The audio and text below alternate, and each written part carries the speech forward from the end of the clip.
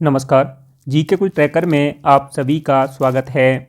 आज का यह वीडियो महिला पर्यवेक्षक परीक्षा 2017 में पंचवर्षीय योजनाओं से पूछे गए प्रश्नों से संबंधित है। आपने सिलेबस में देखा होगा जिसमें तृतीय खंड प्रबंधकीय गुण के अंतर्गत दूसरा पैराग्राफ है, उसमें पंचवर्षीय योजना या उससे इर्द गिर्द प्रश्न आपसे पूछे जाएंगे। तो आप आज के इस वीडियो से सिर्फ प्रश्नों की प्रकृति समझने एवं टॉपिक पर पकड़ कितनी है इसका आकलन करके देखिएगा। कुछ दिनों में इस पर विस्तृत वीडियो एवं पीडीएफ आपको उपलब्ध करा दी जाएगी जो आपकी तैयारी में काफ़ी सहायक होगी। तो चलिए शुरू करते हैं। 2017 में इन पूछे हुए प्रश्नों को, काफ़ी प्रश्न पूछे गए हैं योजनाओं से, तो आप इस टॉपिक को ठीक से कवर करेंगे। पहला प्रश्न है, भारत की 14 प्रमुख बैंकों का राष्ट्रीयकरण किस पंचवर्षीय योजना में हुआ था? तो भारत की जो 14 प्रमुख बैंकें थीं इनका जो राष्ट्रीयकरण हुआ था ये चौथी पंचवर्षीय योजना के अंतर्गत हुआ था, जो 1969 से 1974 तक चली थी और DR गॉडगिल फॉर्मूले पर आधारित ये योजना थी। अगला प्रश्न है, किस पंचवर्षीय योजना को महाल नोबिस योजना भी कहते हैं? तो ये द्वितीय पंचवर्षीय योजना है जिसे महाल नोबिस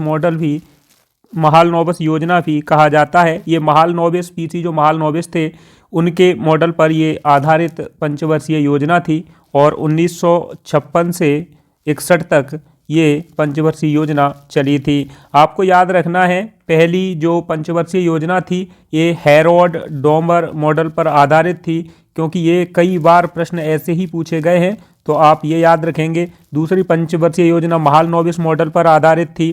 तीसरी जो पंचवर्षीय योजना है इसे गॉडगिल योजना के नाम से जाना जाता है और चौथी जो पंचवर्षीय योजना है इसे ये भी जो है गॉडगिल फॉर्मूले पर आधारित थी या उनके मॉडल पर आधारित थी, ये आप याद रखना है।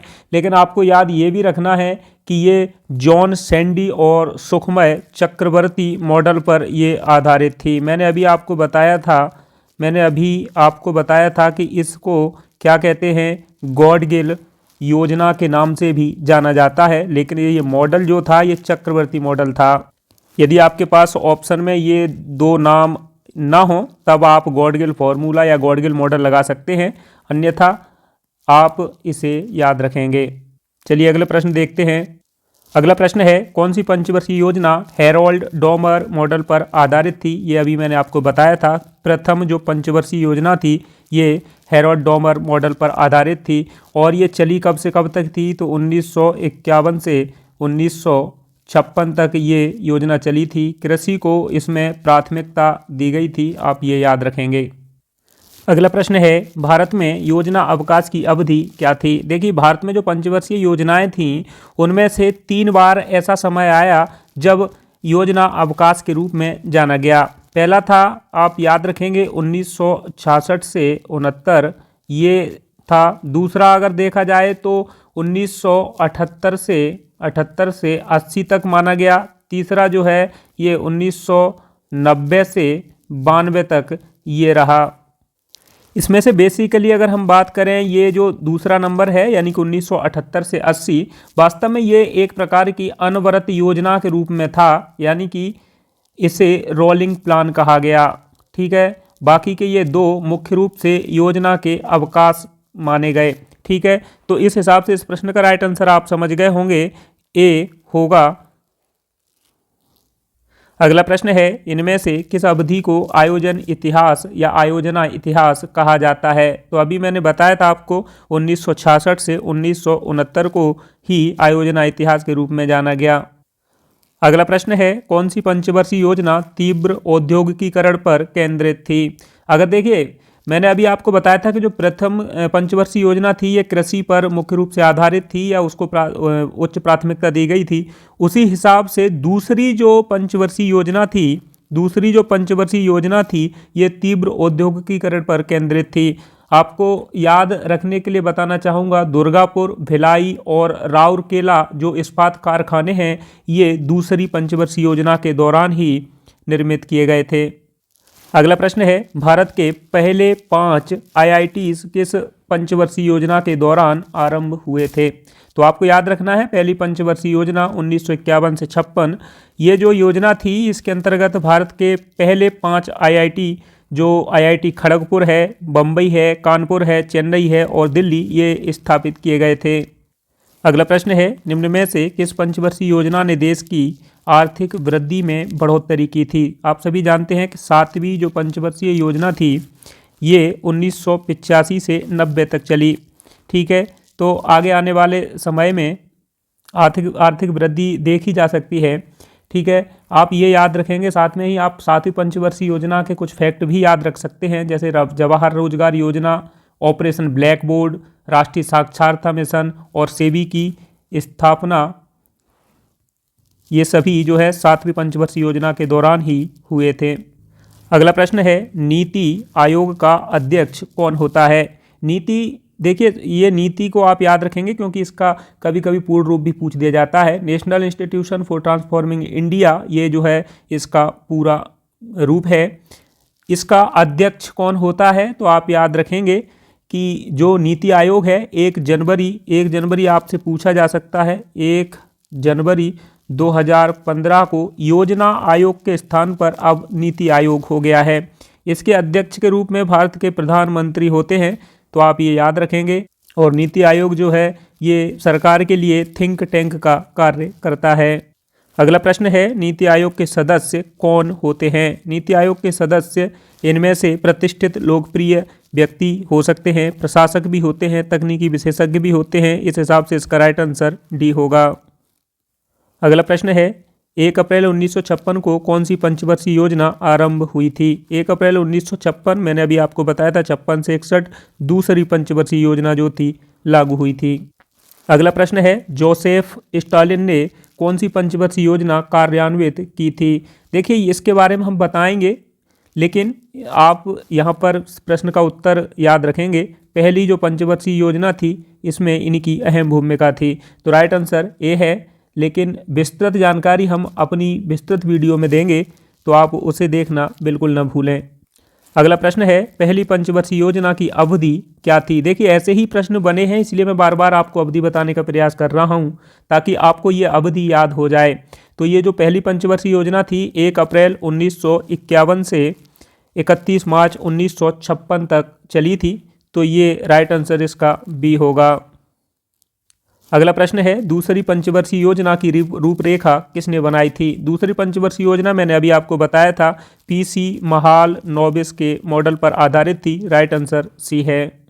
अगला प्रश्न है, 5वीं पंचवर्षीय योजना किसने तैयार की थी? 5वीं पंचवर्षीय योजना को अंतिम रूप देने का कार्य DD धार के द्वारा किया गया था, इसलिए आप याद रखेंगे यह DD धार के मॉडल पर आधारित पंचवर्षीय योजना थी। 5वीं पंचवर्षीय योजना का कार्यकाल आपसे बिल्कुल पूछा जा सकता है, तो आप ये भी याद रखेंगे कि 1974 से 1978 तक ये पंचवर्षीय योजना चली थी। और जो 20 सूत्री कार्यक्रम हैं ये कई बार पूछे जाते हैं, शायद आपके इसमें भी पूछे गए हैं। 20 सूत्री कार्यक्रम भी 1975 में इसी पंचवर्षीय योजना के अंतर्गत शुरू किए गए थे। ये पंचवर्षीय योजना समय से पहले ही खत्म कर दी गई, यानी कि केवल 4 वर्ष ही चली, तो आप ये भी याद रखेंगे। अगला प्रश्न है, भारत सरकार ने कब योजना आयोग स्थापित किया था? आप याद रखेंगे योजना आयोग ये 15 मार्च 1950 को ये गठन इसका किया गया था। इसके जो अध्यक्ष होते हैं पदेन अध्यक्ष, इसके जो अध्यक्ष होते हैं ये प्रधानमंत्री होते हैं। प्रधानमंत्री मतलब योजना आयोग का पदेन अध्यक्ष होता था, लेकिन अब नीति आयोग इसके जगह पर बन गया है, तो अब नीति आयोग का पदेन अध्यक्ष प्रधानमंत्री होते हैं। तो आप ये याद रखेंगे मार्च 1950, यानी कि राइट आंसर सी है। अब साथ में ही आप यहाँ पे एक फैक्ट और याद रखने का प्रयास करेंगे। पंडित जवाहरलाल नेहरू चूँकि हमारे पहले प्रधानमंत्री थे, तो इसीलिए योजना आयोग के प्रथम अध्यक्ष भी पंडित जवाहरलाल नेहरू होंगे। ठीक है, और साथ में ही आप ये भी याद रखेंगे कि गुलजारी लाल नंदा ये पहले उपाध्यक्ष थे। अगला प्रश्न है, किस पंचवर्षीय योजना को डॉक्टर मनमोहन सिंह ने भारत की शिक्षा योजना कहा था? तो देखिए आप याद रखेंगे 11वीं पंचवर्षीय योजना को। 11वीं पंचवर्षीय जो योजना थी ये 2007 से 2012 तक ये पंचवर्षीय योजना चली थी। यहाँ इस पंचवर्षीय योजना का जो लक्ष्य रखा गया था ये तीव्रतम एवं समावेशी विकास था, लेकिन शिक्षा के लिए एक विषय वस्तु रखी गई जिसका नाम दिया गया था अनिवार्य शिक्षा, अनिवार्य प्रारंभिक शिक्षा। ठीक है, अनिवार्य प्रारंभिक शिक्षा। तो ये वास्तव में शिक्षा के लिए इसमें बहुत कुछ किया गया, इसीलिए भारत की शिक्षा योजना के नाम से इसे डॉक्टर मनमोहन सिंह ने बोला है।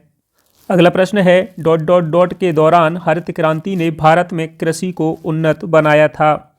तो जो भारत में कृषि हरित क्रांति के दौरान जो उन्नत बनी वह है तृतीय पंचवर्षीय योजना। तृतीय पंचवर्षीय योजना 1961 से 66 तक चली थी। ठीक है, आप याद रखेंगे कि इसमें हरित क्रांति को एक प्रकार का हरित क्रांति का बीज बो दिया गया था और आगे चल कर के इसके हरित क्रांति के परिणाम आने लगे। तो जो परिणाम में जो उन्नति भई कृषि में वह चौथी पंचवर्षीय योजना में देखने को मिली। तो ऑप्शन के हिसाब से राइट आंसर बी होगा। अगला प्रश्न है भारत की स्वतंत्रता के 50 वर्षों के उत्सव के दौरान कौन सी पंचवर्षीय योजना चल रही थी। तो आप याद रखेंगे कि जो 47 है और उसमें 50 जोड़ देंगे तो 97 होगा, और उस समय जो पंचवर्षीय योजना होगी ये 9वीं पंचवर्षीय योजना होगी, क्योंकि 9वीं पंचवर्षीय योजना की जो अवधि है ये 1997 से लेकर के 2002 तक है। तो आप ये याद रखेंगे, राइट आंसर डी है।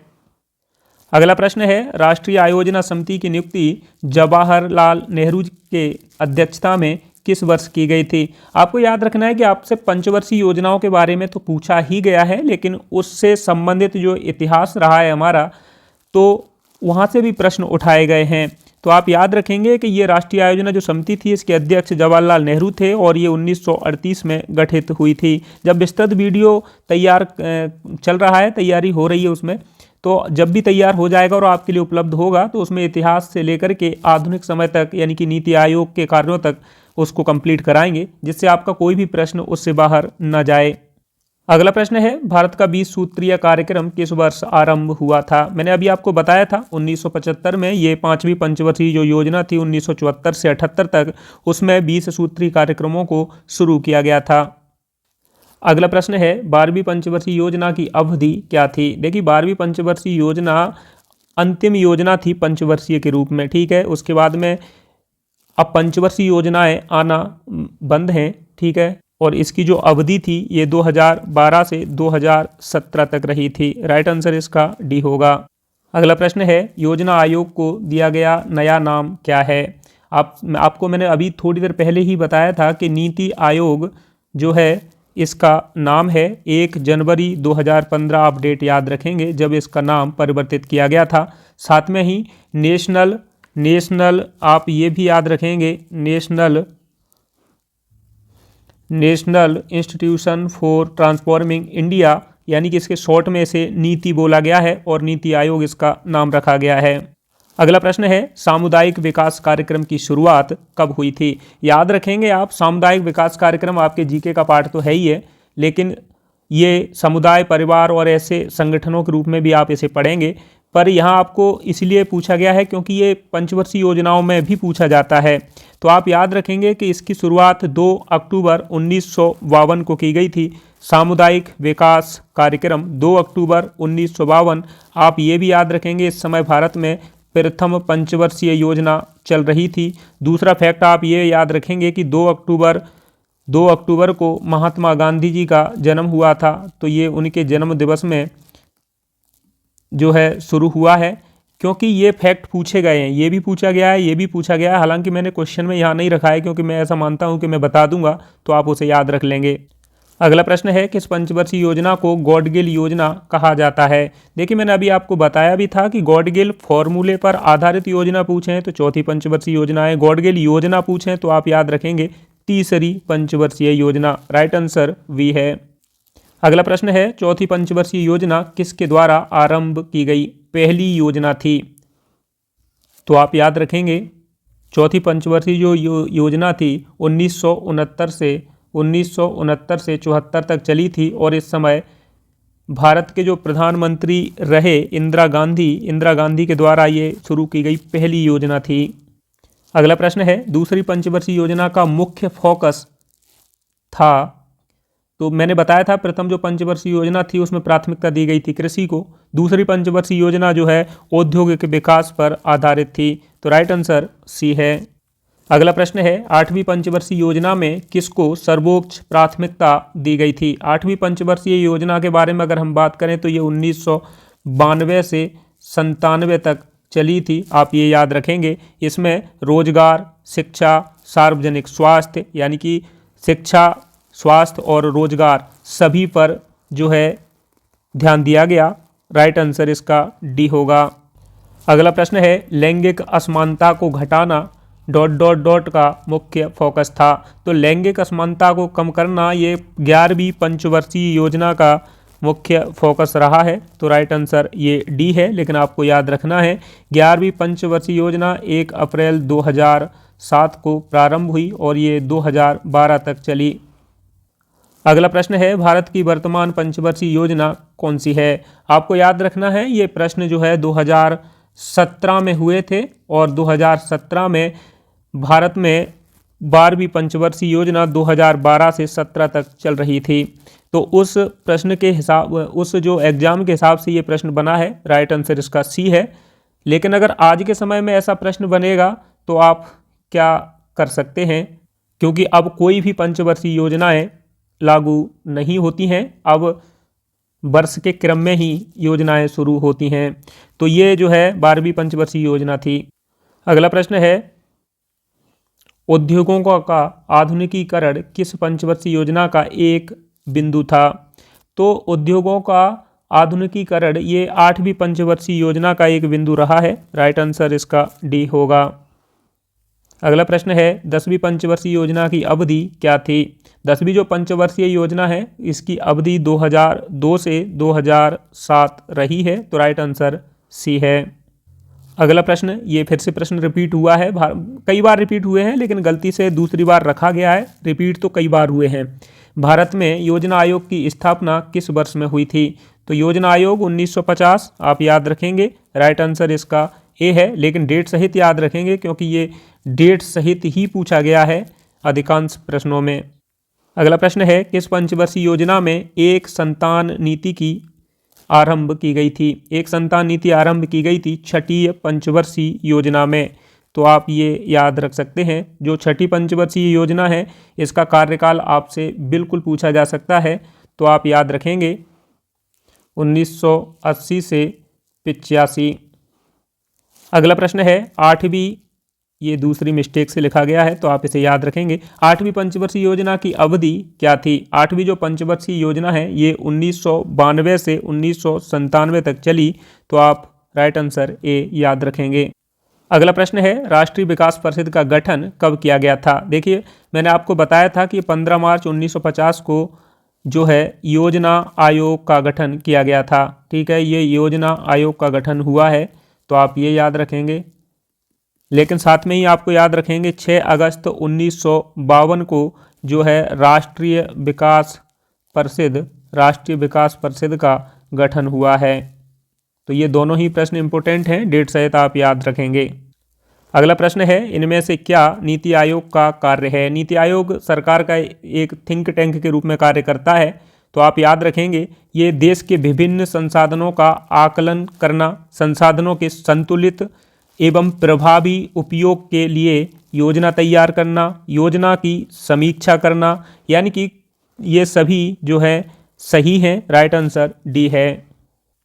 अगला प्रश्न है, 10वीं पंचवर्षीय योजना कब आरंभ हुई थी। तो देखिए 10वीं पंचवर्षीय योजना की जो अवधि है 2002 से 2007 है और जो पंचवर्षीय योजना है अधिकांश रूप में 1 अप्रैल को ही शुरू होती हैं और 31 मार्च को ये समाप्त होती हैं। तो आप ये याद रखेंगे 5 वर्ष में 1 अप्रैल से शुरू होगी और अब 31 मार्च तक ये चलेगी। तो इसकी शुरुआत 1 अप्रैल 2002 को हुई थी। अगला प्रश्न है, किस पंचवर्षीय योजना को पिरवाही आप हिंदी में ना याद रख के रोलिंग याद रखेंगे। रोलिंग योजना के रूप में भी जाना जाता है। तो मैंने अभी आपको बताया था कि 1978 से 80 तक जब जनता सरकार आई थी तो यहाँ अनवरत योजना या फिर प्रवाही योजना या रोलिंग प्लान, ठीक है, ये जो है शुरू किया गया था। आगे चल कर के 1980 में फिर से छठी पंचवर्षीय योजना शुरू हुई और इसमें भी अनवरत योजना के रूप में इसे जाना गया। तो राइट आंसर सी है। अगला प्रश्न है, पहली पंचवर्षीय योजना के दौरान किसको सर्वोच्च प्राथमिकता दी गई थी? मैं बता चुका हूँ, कभी कभी प्रश्न और सरल भी आ सकते हैं, रिपीट भी हो सकते हैं, तो आप इन्हें याद रखेंगे। अगला प्रश्न है, राष्ट्रीय विकास परिषद को प्रशासनिक सहयोग कहाँ से प्राप्त होता है? तो आप याद रखेंगे कि पहले ये पहली योजना आयोग था, अब ये जो है नीति आयोग है। तो राइट आंसर ये वी होगा। यह हमारी ये प्रश्नों की जो श्रृंखला थी ये समाप्त होती है, क्योंकि ये इतने प्रश्न ऐसे हैं जो पूछे गए हैं, बाकी के इन्हीं प्रश्नों को कई बार रिपीट कर कर के अलग अलग शिफ्ट में पूछा गया था, तो उनको मैंने यहाँ कंप्लीट करा दिया है। आगे आने वाली वीडियो में आपको विस्तृत वीडियो मिलेगी, फिर उस पर जो प्रश्न संभावित हैं बनने वाले आपके पर्यवेक्षक परीक्षा के लिए, उन सभी को मैं एक वीडियो में कवर करा दूंगा और डिटेल्स वाली एक वीडियो अलग रहेगी। अगर आप ये 2-3 वीडियो देख लेते हैं तो मुझे लगता है कि आपके 7-8 नंबर यहाँ से आने की पूरी संभावना है। चलिए, अगर आपको वीडियो अच्छी लगी हो तो आप लाइक कर सकते हैं, अपने सहयोग के लिए आप हमें कमेंट में लिख सकते हैं, और साथ में ही अगर आप चैनल पर नए हैं तो आप चैनल को सब्सक्राइब भी कर सकते हैं। चलिए मिलते हैं अगली वीडियो में, तब तक के लिए नमस्कार।